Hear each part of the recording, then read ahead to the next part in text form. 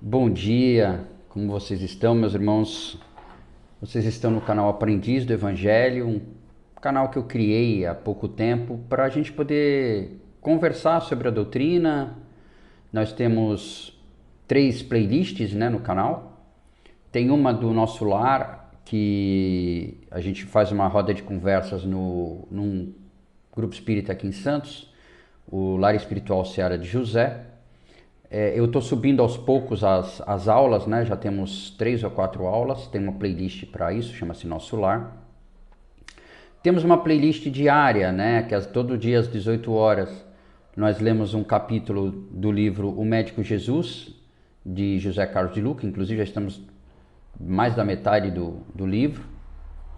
E aos domingos, que é hoje, ao meio-dia, temos a leitura em um pequeno comentário do livro Roteiro, de Emmanuel, psicografado pelo nosso querido Chico Xavier. E hoje chegamos ao capítulo 6, de título O Perispírito. Então vamos à leitura. Como será o tecido sutil da espiritual roupagem que o homem envergará sem o corpo de carne além da morte? Tão arrojada é a tentativa de transmitir informes sobre a questão aos companheiros encarnados, quão difícil se faria esclarecer a lagarta com respeito ao que será dela depois de vencer a inércia da crisálida. Colado ao chão ou à folhagem, arrastando-se pesadamente, o inseto não desconfia que transporta consigo os germes das próprias asas. O perispírito é, ainda, corpo, organização que, representando o molde fundamental da existência para o homem, subsiste, além do sepulcro, de conformidade com o seu peso específico. Formado por substâncias químicas que transcendem a série estequiogenética, conhecida até agora pela ciência terrena, é aparelhagem de matéria rarefeita, alterando-se de acordo com o padrão vibratório do campo interno. O organismo delicado, extremo poder plástico, modifica-se sob o comando do pensamento. É necessário, porém, acentuar que o poder apenas existe onde prevalecem a agilidade e a habilitação que só a experiência consegue conferir. Nas mentes primitivas, ignorantes e ociosas, semelhante vestidura se caracteriza pela feição pastosa, verdadeira continuação do corpo físico, ainda animalizado ou enfermiço. O progresso mental é o grande doador de renovação ao equipamento do espírito em qualquer plano de evolução. Note-se, contudo, que não nos reportamos aqui ao aperfeiçoamento interior. O crescimento intelectual, com intensa capacidade de ação, pode pertencer a inteligências perversas. Daí a razão de encontrarmos em grande número compactas falanges de entidades libertas dos laços fisiológicos, operando nos círculos da perturbação e da crueldade, com admiráveis recursos de modificação nos aspectos em que se exprimem. Não adquiriram ainda a verticalidade do amor, que se eleva aos santuários divinos na conquista da própria sublimação, mas já se iniciaram na horizontalidade da ciência, com o que influenciam aqueles que, de algum modo, ainda lhes partilham a posição espiritual. Os anjos caídos, e ele coloca entre aspas, não passam de grandes gênios intelectualizados com estreita capacidade de sentir. Apaixonados, guardam a faculdade de alterar a expressão que lhes é própria, fascinando e vampirizando nos reinos inferiores da natureza. Entretanto, nada foge à transformação e tudo se ajusta dentro do universo, para o geral aproveitamento da vida. A ignorância dormente é acordada e aguilhoada pela ignorância desperta. A bondade incipiente é estimulada pela bondade maior, o perispírito, quanto a forma somática obedece às leis da gravidade, no plano a que se afina. Nossos impulsos, emoções, paixões e virtudes nele se expressam fielmente. Por isso mesmo, durante séculos e séculos nos demoraremos nas esferas da luta carnal ou nas religiões que lhes são fronteiriças, purificando a nossa indumentária e embelezando-a, a fim de preparar, segundo os ensinamentos de Jesus, a nossa veste nupcial para o banquete do serviço divino. É um texto interessante, né, que explica para nós de uma forma um pouco lúdica, né, o que seria o perispírito. Nós sabemos que o perispírito é um corpo fluídico, que utiliza o fluido vital do próprio planeta a qual o espírito vai se encarnar. Então, o nosso fluido vital do planeta Terra é o que molda, né, ou que o próprio espírito utilizou para criar o perispírito que vai protegê-lo aqui na encarnação do planeta Terra. Em outros planetas, utiliza o fluido vital daquele planeta, né? Durante os estudos que eu fiz, nós encontramos, né, no Livro dos Espíritos perguntas, né, sobre que Kardec fez ao Espírito de Verdade sobre o perispírito. Então nós temos aqui, ó, pergunta 93. O perispírito propriamente dito vive a descoberto ou, como pretendem alguns, envolvidos por alguma substância?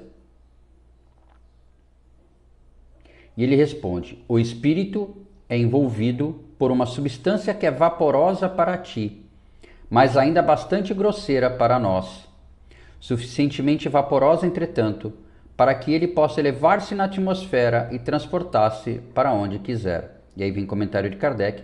Como a semente de um fruto é envolvida pelo perisperma, o espírito propriamente dito é revestido de um envoltório que, por comparação, pode se chamar perispírito.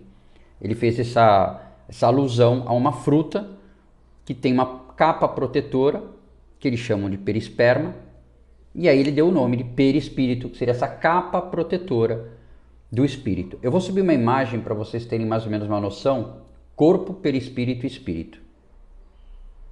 Por essa imagem vocês podem ver, tem o espírito, essa nossa chama, essa nossa energia, né, que precisa dessa capa protetora.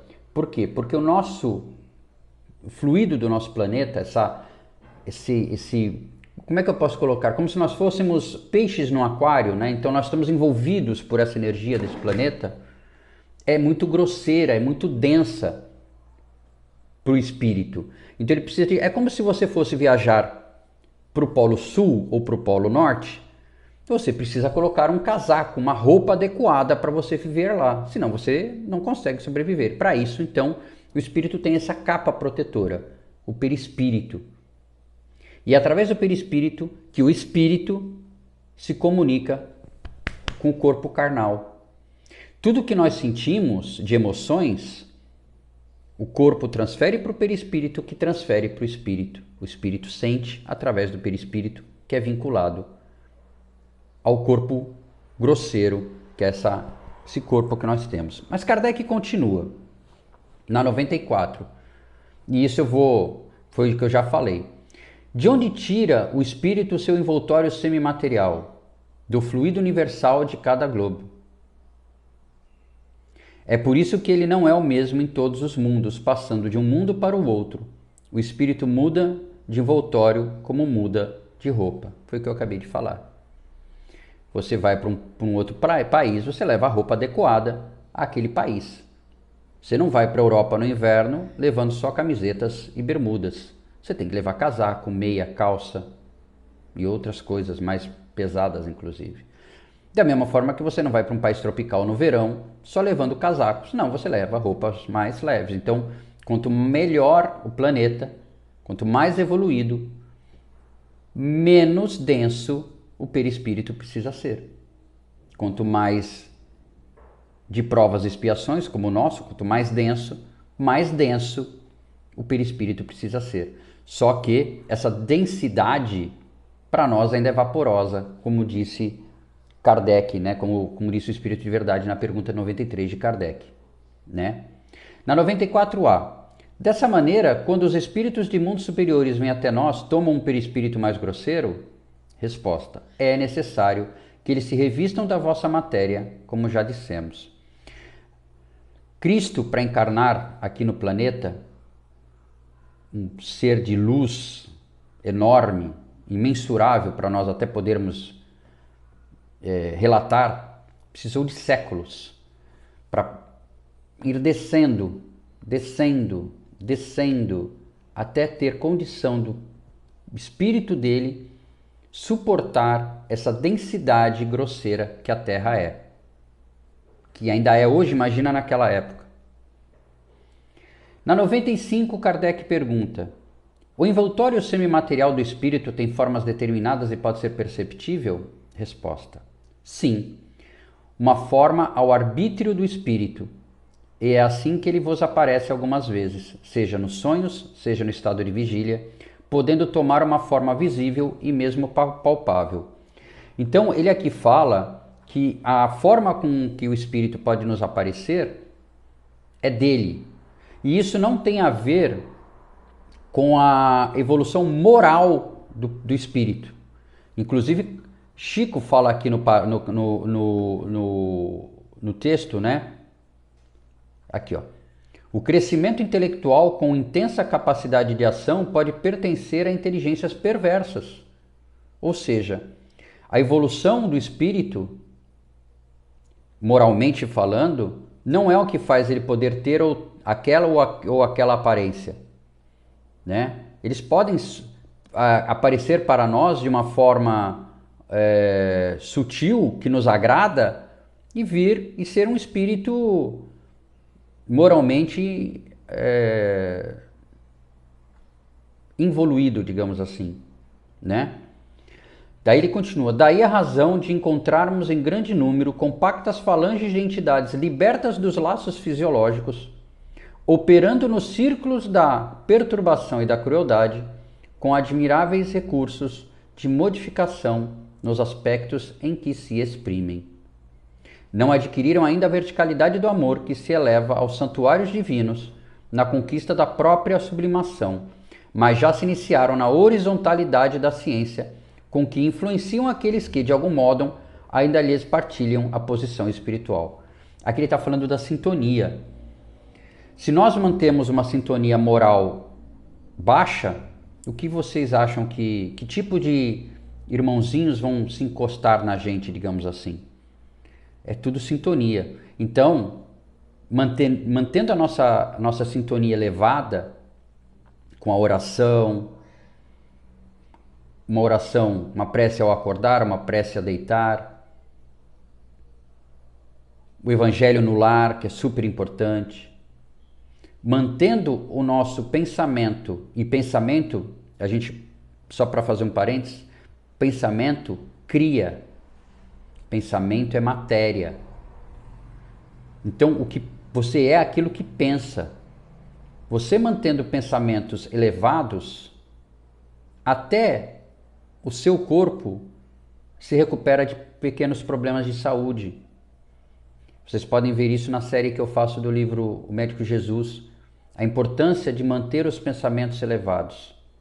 Então, se você mantém pensamentos elevados, você atrai entidades elevadas, espíritos de luz, como a gente costuma dizer.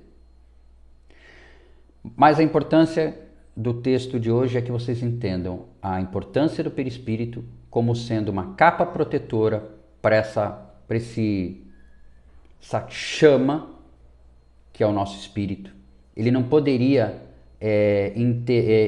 interagir no nosso planeta ou em qualquer outro planeta sem a proteção do perispírito. E que cada perispírito é criado com o fluido universal do planeta a qual você vai ser enviado, onde você será encarnar. Então, quem encarna na Terra usa o fluido universal